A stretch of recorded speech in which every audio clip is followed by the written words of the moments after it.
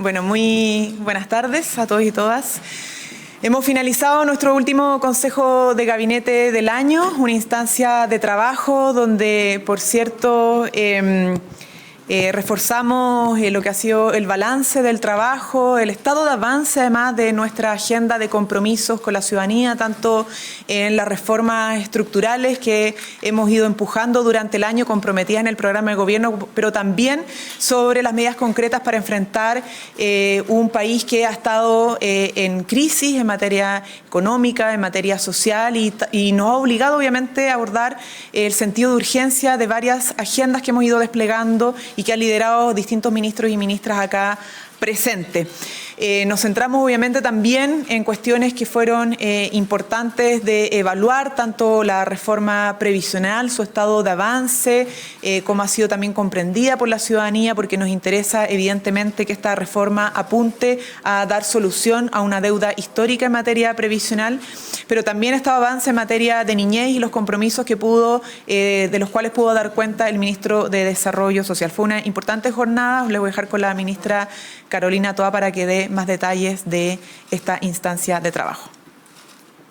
Gracias. Bueno, muy buenas tardes. Buenas tardes. Sí. Ya. Buenas tardes, estamos bien. Bueno, como decía la ministra Vallejo, es nuestro último Consejo de Gabinete del año, un año que ha sido el primero del gobierno del presidente Boric, un año en que estamos conduciendo al país en una época de transformaciones, no solo en Chile, en el mundo, en que hay enormes desafíos y en medio de enfrentar estos desafíos y aprontarnos a mirar el futuro con los cambios que el país ha ido decidiendo, nos ocupamos y nos dedicamos con decisión y acción a entregarle certezas a las personas. Certezas para navegar estos tiempos en el ámbito económico, donde ha habido un contexto internacional que ha generado dificultades que hemos enfrentado como país con mucho trabajo sistemático, desde el punto de vista de ser disciplinado, pero también de ir en ayuda de las personas, también construir certezas desde el punto de vista social. Eso ha sido el corazón que ha movido la propuesta de reforma de pensiones, pero también el trabajo que estamos haciendo en salud y lo que hemos hecho en el ámbito de entregar apoyos en esta época y en este contexto de inflación. Y muy importante también construir certezas desde el punto de vista de la seguridad pública, que ha sido una de las materias principales de preocupación ciudadana, donde el gobierno ha desplegado una amplia agenda y además está buscando que no solo sea la agenda del gobierno, sino que se transforme en un compromiso transversal con todas las fuerzas políticas como el que hemos estado avanzando en las últimas semanas. En este trabajo de construir esas certezas y de dar respuesta a las necesidades, hoy nos abocamos a analizar 3 materias en particular. En primer lugar, la implementación de la Ley de Garantías para niños, niñas y adolescentes. Uno de sus elementos fundamentales es el sistema de protección de la infancia, que significa que todas las áreas del gobierno tienen que tener compromisos, metas y contribuir a entregar condiciones para los niños, niñas, para que se puedan desarrollar, y adolescentes también, para que se puedan desarrollar con pleno respeto a sus derechos, con el cuidado y la protección que les debe dotar el conjunto de la sociedad. Hoy el ministro Jackson nos contó, nos informó cómo este sistema nos compete a cada uno de los ministerios y cómo vamos a trabajar en el año en hacer nítidos y explícitos esos compromisos, tener metas e irlos cumpliendo. En segundo lugar, vimos el estado de avance del debate de la reforma previsional. Las cosas que hemos ido logrando instalar en la opinión pública, las que tenemos que seguir trabajando en la próxima etapa, porque viene un periodo de decisiones.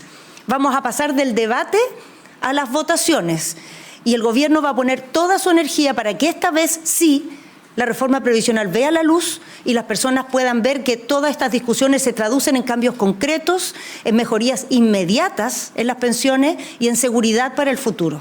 Y en tercer lugar también analizamos lo que es el desafío que nos espera en la región de Valparaíso y particularmente en la comuna de Viña del Mar a propósito del incendio de la semana pasada, donde el presidente informó, nos contó al Consejo de Gabinete la conversación que ha tenido y la decisión que ha tomado respecto a cómo trabajar en la próxima etapa de el enfrentamiento de esta crisis. En esta primera semana el gobierno ha estado muy activo en presencia en terreno, trabajando con las autoridades del territorio, con visitas que partieron con la suya y que hoy día se renuevan una nueva presencia en el territorio, pero de aquí para adelante ya estamos pasando del atender la urgencia del incendio a empezar a planificar la reconstrucción. Y para esa tarea el presidente ha definido nombrar como coordinadora para la reconstrucción a la subsecretaria de Vivienda, Tatiana Rojas, en una reunión que tuvieron en la mañana con el ministro Carlos Montes y la subsecretaria vieron los lineamientos de lo que será este trabajo y nos gustaría dejarlos a ellos, al ministro en primer lugar y luego a la subsecretaria, para que contaran cómo se da paso, cómo se inicia este trabajo que va a ser muy prioritario, digamos, en los próximos meses para apoyar a las familias que fueron afectadas por el incendio de la semana pasada. Ministro.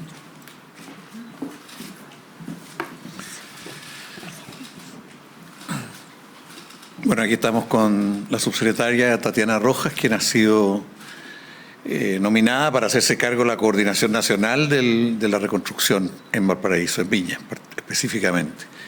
Como ha dicho la ministra Toá, hay una evaluación muy seria de que el trabajo en la zona ha sido muy organizado, muy unido, con muchas condiciones técnicas bien cumplidas de distintos ministerios y distintas personas. Creemos que a nivel local lo que ha hecho el gobernador, la delegada presidencial, lo que ha hecho la alcaldesa de Viña del Mar y la Seremi de Vivienda, más todo el equipo de Desarrollo Social, del Ministerio de Desarrollo Social, ha sido oportuno, riguroso, serio y muy confiable por todo. Y esperamos que esto termine en las próximas horas, la etapa, entre hoy día y el lunes, termine la etapa inicial. Bueno, ¿en qué consiste ahora esta nominación? Significa que tiene que haber una coordinación nacional porque hay distintos ministerios que intervienen en el proceso de reconstrucción. Obras Públicas, va a seguir Desarrollo Social, un conjunto de ministerios. Y además de Vivienda, por cierto, que tiene que ver con los temas de vivienda, pavimentación y otras cosas. Tiene que ver también el Ministerio de Economía, probablemente, en varios de los servicios, en fin. Entonces, para esto se nombra una persona que coordine todo esto. ¿Quién es Tatiana Rojas? Tatiana Rojas es una subsecretaria con mucho conocimiento del sector de vivienda, con muchas redes dentro de los profesionales, los conocidos de distintos ministerios, que es la persona que reúne mejores condiciones para hacerlo muy bien, o seguir con esta unidad que hay allá, con mucho respeto a los distintos actores, pero también con eficacia para ir sacando adelante en los plazos más breves posibles los distintos desafíos. Se requiere partir lo antes que se pueda en vivienda, en infraestructura, además de todo lo que son los aportes, las ayudas sociales que se han planteado. Estamos muy contentos que el presidente haya nombrado a Tatiana y la dejo con ella con la palabra. Muchas gracias, ministro. Gracias, ministra. Muy buenos días. Me imagino que todavía estamos en buenos días. Nosotros desde el Ministerio de Vivienda ya estamos trabajando para enfrentar esta situación de emergencia que se suscitó hace una semana. Y recalco que hace una semana porque efectivamente esto es un plazo muy corto en el que ya hemos tenido importantes avances. El Ministerio de Desarrollo Social ya ha concluido la mayor parte, yo diría que estamos llegando al 100% de aplicación de las fichas básicas de emergencia, lo que nos permite a nosotros como Ministerio de Vivienda también estar paralelamente iniciando la recogida de datos asociados a los daños que tuvieron las distintas viviendas que se vieron afectadas. Hoy día estamos cerrando con un 99% de la aplicación de fichas para saber los daños y nosotros creemos que ya a partir del martes vamos a estar iniciando la planificación, la estrategia para enfrentar esta situación.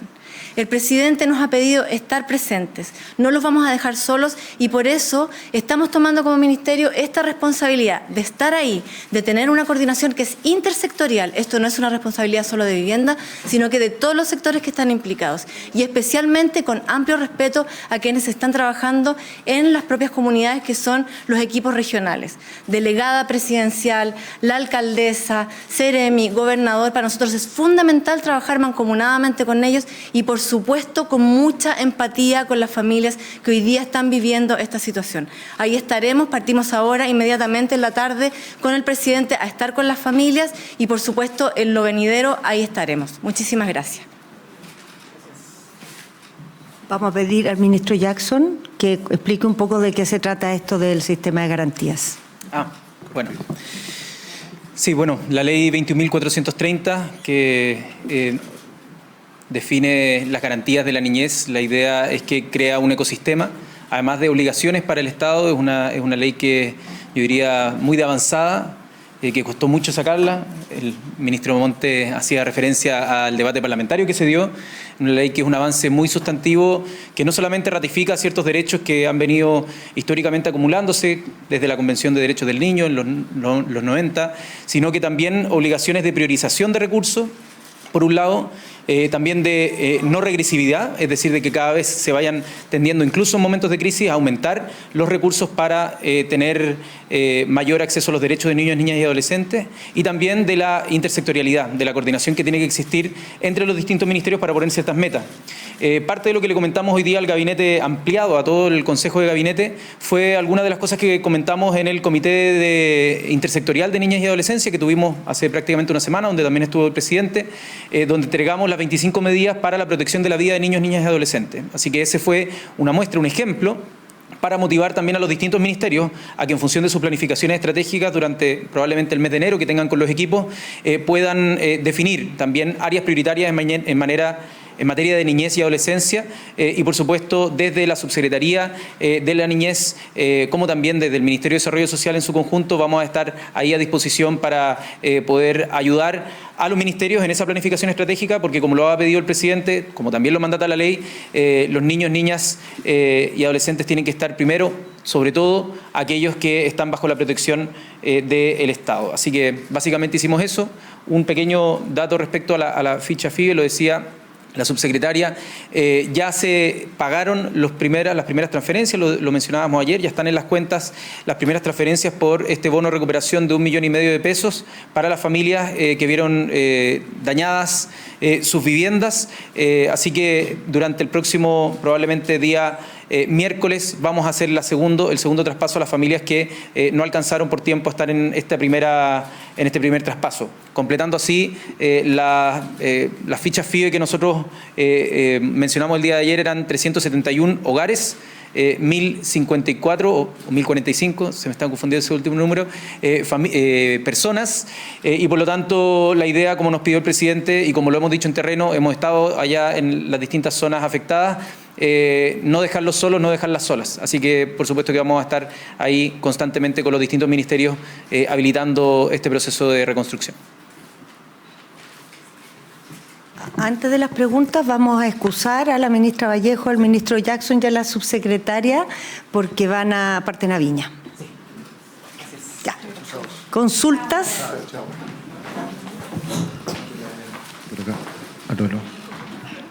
Aló, ya. Sí, hola, buenas tardes, ministros y ministras. Comentaban respecto a la agenda legislativa y el desafío que tienen en el 2023 de la reforma previsional. La ministra Toá habló que es la época de las definiciones. No sé si la ministra Uriarte o la ministra Jara me podrían contestar cuál es la meta que tiene el gobierno para sacar definitivamente este proyecto que se ha intentado ya por gobiernos anteriores y con qué, digamos, quedarían satisfechos que se apruebe respecto a lo que presentaron, considerando de que no tienen mayoría en el Congreso.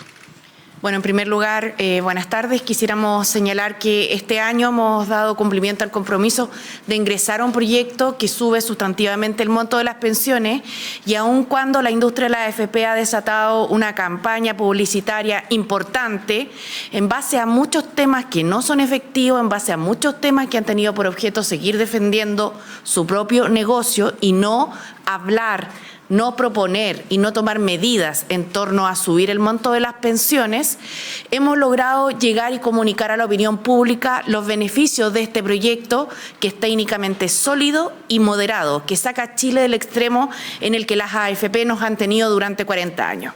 En relación al trámite legislativo, quisiera señalar que el proyecto de ley hoy día se encuentra en la Comisión Trabajo de la Cámara de Diputados y Diputadas y dicha comisión se ha dado un cronograma propio en el cual ha definido que dentro del mes de enero de 2023 va a votar la idea de legislar.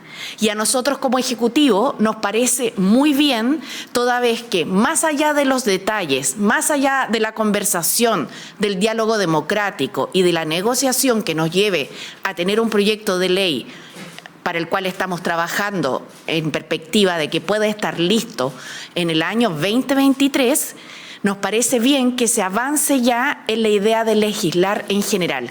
Nadie puede oponerse a la idea de legislar en materia de pensiones. Sería muy incomprensible para la ciudadanía que desde los distintos sectores políticos nos negáramos a siquiera discutir esta temática.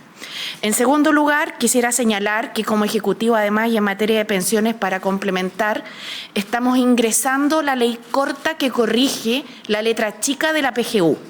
La letra chica de la PGU que se dictó en enero de este año en el gobierno anterior y que dejó a más de 70.000 personas mayores excluidas de un beneficio del cual se les dijo que iban a recibir dicho aporte desde el Estado. Así que nos comprometemos también a tramitarla con urgencia, con absoluta urgencia, porque entendemos que hay, por un lado, un compromiso con las personas mayores de nuestro país, al cual no se ha dado cumplimiento al cambiar a última hora el universo de beneficiarios de la pensión garantizada universal por parte del gobierno anterior en los últimos días de gobierno. Y en segundo lugar, porque existe una necesidad urgente de poder dar respuesta a las personas para tener un ingreso que les permita acompañar esta etapa pasiva. Ministra Analía. Complementando lo que ha señalado la ministra Jara, quisiéramos decir que la otra reforma estructural que tenemos en tramitación es la reforma tributaria desde julio de este año. Quisiéramos señalar que ha tenido una gran discusión y la reforma tributaria va avanzando. Y la muestra de que se ha producido el diálogo para poder llegar efectivamente a tener esta reforma que plantea una justicia tributaria para poder además con ingresos permanentes financiar un gasto permanente como es el de la habilitación de la reforma tributaria, la reforma previsional, tenemos que decir que ya se han presentado 3 bloques de modificaciones con 80 indicaciones. Es decir, con ello queremos dejar de manifiesto que aquello que tanto se ha repetido y no es efectivo, efectivamente está ocurriendo el que hay conversación, hay búsqueda de encuentro y el ministro Marcel ha trabajado denodadamente en ello. Quisiera, por otra parte, también dejar en claro que se ha hablado de sequía legislativa del gobierno. El gobierno dentro de pocos días va a cumplir 300 días de gobierno, 300 días. En 300 días, legislativamente hablando, hemos presentado 60 proyectos a tramitación. De esos 60 proyectos que hemos presentado a partir del 11 de marzo en adelante, 18 han sido totalmente tramitados, están promulgados y están publicados. Adicionalmente, hemos ingresado 140 indicaciones y quisiera señalar que cuando hablamos de indicaciones no hablamos de sustituir un artículo por otro. Son indicaciones que son extensas e intensas respecto de los contenidos de los proyectos, tanto así que algunas se llaman indicaciones sustitutivas porque sustituyen el texto anterior del proyecto para mejorarlo. Y en esa línea tenemos desde luego proyectos que han abordado el tema de la seguridad en el combate que tenemos que dar como país en contra de la delincuencia, el crimen organizado, el narcotráfico, y es así como ya han visto la luz el tema del robo de madera, que ha sufrido una intensificación de pena y una descripción de tipo y de medidas investigativas muy sustantiva. Se está tramitando también, ya está aprobada la ley de ciberseguridad, se está tramitando la ley que genera nuevas técnicas investigativas mucho más intensas respecto del delito de narcotráfico y en otras materias para acompañar, desde luego en seguridad pública, tal como señalamos hace 2 semanas atrás, la ministra Toá con el Ministerio del Interior han presentado los proyectos de ley que abordan el sicariato, la extorsión, el secuestro y también el otorgamiento de facultades de cooperación en investigación a Gendarmería de Chile porque sabemos y queremos abordar ese tema con toda fuerza que en nuestras cárceles existen verdaderas empresas delictuales y en consecuencia Gendarmería tiene que tener un rol para apoyar la investigación respecto de esa estrategia delictual. En cuanto a el acompañamiento a las familias para enfrentar toda la contingencia económica, desde luego han estado las medidas que hice en relación con el Fondo de Estabilización y Emergencia Energética, por ejemplo, que implica en los hechos un subsidio a la energía, también el MEPCO, el Fondo de Estabilización de los Precios de los Combustibles, todo lo cual tiene por objeto, aunque no sea tan visible, el evitar que los precios suban y con eso poder enfrentar la inflación sin que las familias, especialmente aquellas más vulnerables, tengan que hacerse cargo tan fuertemente de aquello. Estamos tramitando la ley de 40 horas porque creemos que es justo y también es necesario que los trabajadores y trabajadoras de Chile puedan tener unos horarios que les permitan desarrollar su vida de familia, su vida personal, el desarrollo de sus particulares actividades con tranquilidad y que tengan un tiempo de descanso adecuado. Nuestros números de licencias por agotamiento, estrés, licencias de carácter psiquiátrico han aumentado significativamente y aquí hay parte importante de la situación y la ministra Vallejo, como ustedes saben, fue una de las promotoras cuando era diputada de la República respecto de este proyecto. Y así como tuvimos el FOGAPE para apoyar a los pequeños y medianos empresarios, el Ministerio de Economía, con el ministro Grau a la cabeza, están también promoviendo un pronto proyecto de ley de FOGAPE, pero para la construcción. Tenemos una lista larga, como los números que les he señalado, proyectos que, habiéndose iniciado en gobiernos anteriores, han visto la luz en este. Tenemos 90 promulgados y ya 83 publicados. Son muchísimas las materias que hemos abordado, pero queremos con cifras, con hechos, demostrar que no, lejos de no haber sequía legislativa, lo que ha habido es una gran proactividad legislativa. Muchas gracias. Ministras, ministros, muy buenas tardes. Ministra Toá, le quería consultar puntualmente acerca de ciertas críticas que han deslizado desde la oposición, que han planteado que no tiene sentido convocar una mesa de seguridad y buscar un acuerdo en la materia si se va a insistir en una fórmula de indultos para los llamados presos del estallido. Le quería consultar puntualmente si el gobierno ya tomó la decisión de anunciar indultos presidenciales para esa materia. Sí, lo primero que quisiera recordar es que la facultad de indultar es privativa y personal del presidente de la República. Y si se llegan a tomar decisiones en esa materia, se informarán como corresponde.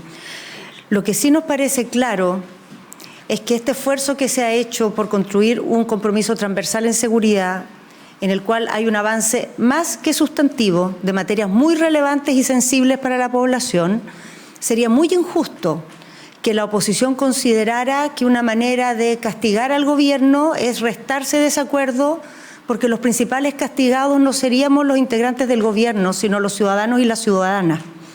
Cuando se construyen acuerdos, se focalizan recursos, se superan diferencias de mucho tiempo para enfrentar una serie de materias que no voy a detallar porque soy leal al trabajo que hemos hecho y no corresponde que adelante lo que ahí se ha logrado.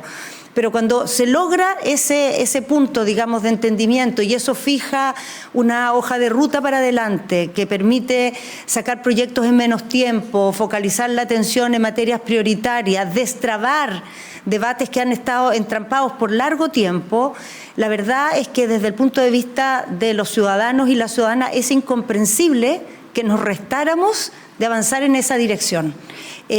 Por cierto, las decisiones que el presidente pueda tomar en esta materia pueden dar lugar a distintas opiniones, evaluaciones y críticas, pero no castiguemos a los ciudadanos y las ciudadanas por ese debate político legítimo, pero no hay que confundirlo con la posibilidad de avanzar en esta demanda tan sentida que es la de construir seguridad y salir de la trinchera y ir por las soluciones. Ministra Toá, también es una pregunta para usted y justamente es sobre la mesa de seguridad. ¿En qué pie está el acuerdo por la seguridad? Si en la oposición dicen efectivamente que esto es incompatible con el tema del indulto, nos gustaría insistir en ese punto y también nos gustaría que se transparentara por parte del Ejecutivo por qué no se logró el plazo autoimpuesto, que era cerrar el acuerdo por la seguridad, este compromiso transversal antes de que finalizara el año. Sí, primero quiero decir que... ¿Cuál era lo primero? Lo primero ya lo respondí. Lo primero ya lo respondí. O sea, ciertamente si el presidente toma una decisión en esta materia, podrá haber opiniones y es parte del debate político, pero hacer que los ciudadanos paguen como costo, que no ejecutemos los acuerdos que ya tenemos, sería muy injusto y muy inexplicable. Respecto al plazo, la verdad es que el avance que tiene esto es muy significativo, pero decidimos en definitiva la próxima semana hacer la reunión con el grupo grande para presentarle lo que avanzó este grupo más pequeño que se dedicó la última semana en un trabajo muy intenso a desarrollar el documento, simplemente por temas prácticos de agenda que hacían más recomendable hacerlo así. En todo caso, estamos totalmente dentro de los plazos que habíamos concebido, que era final de año, inicios del próximo. Lo importante es que se mantenga la voluntad de cerrar el acuerdo. Tanto es así, tanto es la urgencia compartida, que el martes a las 7 de la mañana convocamos la reunión del grupo grande y le vamos a llevar la propuesta de lo que se ha elaborado hasta ahora, también un par de puntos en que todavía, 3 o 4 puntos que todavía hay cosas que pulir, y si en esa mesa se considera que esta propuesta está lista para ser zanjada definitivamente por las bancadas, la vamos a distribuir para que las bancadas la analicen, esperemos que la ratifiquen y podamos tener un compromiso y mostrarle a la ciudadanía que cuando hay voluntad y cuando hay sentido de prioridad se pueden superar las diferencias y se pueden construir soluciones. Ministra Maya Fernández, esta pregunta es para usted. Y respecto de la cancelación del show pirotécnico, el alcalde de Valparaíso, Jorge Sharp, señaló que el gobierno conocía estos inconvenientes desde noviembre y que no avisó a los municipios. Además, la apuntó a usted, ministra, y dijo que había enviado oficios para realizar pruebas correspondientes y otro proponiendo salidas, pero no habían sido respondidos. ¿Es efectivo lo que dice el alcalde al endosar la responsabilidad del gobierno? Primero, muy buenas tardes. Primero decir, uno entiende a la alcaldesa y alcalde tanto de Viña del Mar y Valparaíso en el sentido de que ellos quieren sacar adelante las comunas. Sobre todo la alcaldesa de Viña del Mar, que como sabemos están viviendo un momento duro. Pero los organismos técnicos tienen que actuar con toda la seriedad. Nosotros, cuando recién supimos de esta situación, la Dirección General de Movilización nos informó que desde el año pasado, en diciembre, cuando esta misma empresa hizo el espectáculo de fuegos artificiales, se le advirtió que al 30 de marzo tenían que estar destruidos todos los remanentes y tener nuevos fuegos artificiales porque estarían vencidos este año, según el reglamento vigente. La Dirección General de Movilización permanentemente, que es lo que le corresponde como organismo técnico, le informaba a la empresa, incluso le informó que iba a ser clausurada en agosto. Dicho esto, la empresa participó igual en una licitación que hacen los municipios, donde Defensa no tiene. Y por tanto nosotros no sabíamos que esta empresa, no teníamos cómo saber, era quien ganaba la licitación. Dicho eso, cuando se supo, y a propósito de que se alertó, sí se alertó a los alcaldes.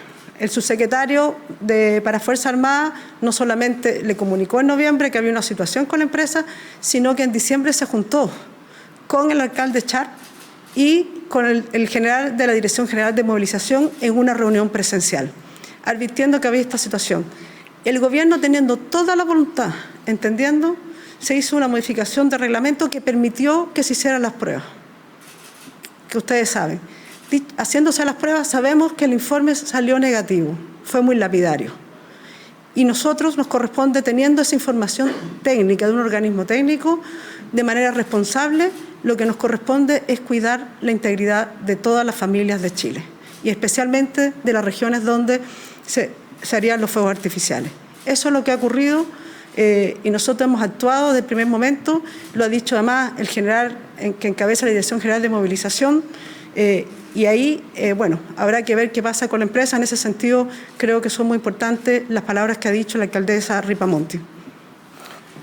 Sí, me gustaría agregar al respecto, junto con resaltar, ¿no es cierto?, lo que ha dicho la ministra de Defensa respecto a la importancia de ser muy serio en esto y cuidar la integridad de las personas, ¿no es cierto? Es señalar que, por supuesto, nuestra invitación como gobierno, recordar tal vez algo simple, pero que no creo que está más decirlo, que hacer una invitación a toda la gente que tiene hechas sus reservas, que tenía planeado ir a Viña del Mar, iba al Valparaíso, que lo siguen haciendo. Son ciudades con un tremendo potencial cultural, que tienen un conjunto de actividades que han cumplido con otras actividades, ¿no es cierto?, que han cumplido todas las normas culturales, en fin, de diversa índole, que van a ser muy atractivos ese lugar en términos turísticos para poder asistir. Y junto con ello me gustaría señalar que me he comunicado como ministro de Economía, pero también de Fomento y Turismo, me he comunicado con el alcalde Charp, la alcaldesa Ripamonti y el gobernador Mundaca para efectos de organizar una mesa de trabajo con ellos que operará desde la próxima semana para efectos de fortalecer el turismo en la región y de alguna manera superar esta situación que, por cierto, no es ideal y que la ministra ha dejado muy en claro cuáles fueron los distintos eventos que nos llevaron a esa situación. Muchas gracias. Ministra Toá.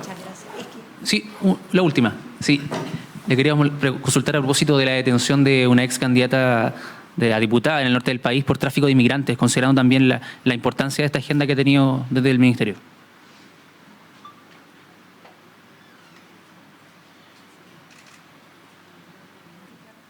O sea, como toda situación de este tipo, hay una investigación que debe esclarecerse, pero queremos decir, dentro de este compromiso transversal que estamos trabajando, hay una serie de medidas que se refieren precisamente a tener normas mucho más efectivas y firmes para controlar este tipo de delitos. La migración ha sido utilizada por distintas personas para hacer negocios espurios, para tratar personas, para traficar todo tipo de bienes de contrabando, y eso no lo podemos tolerar.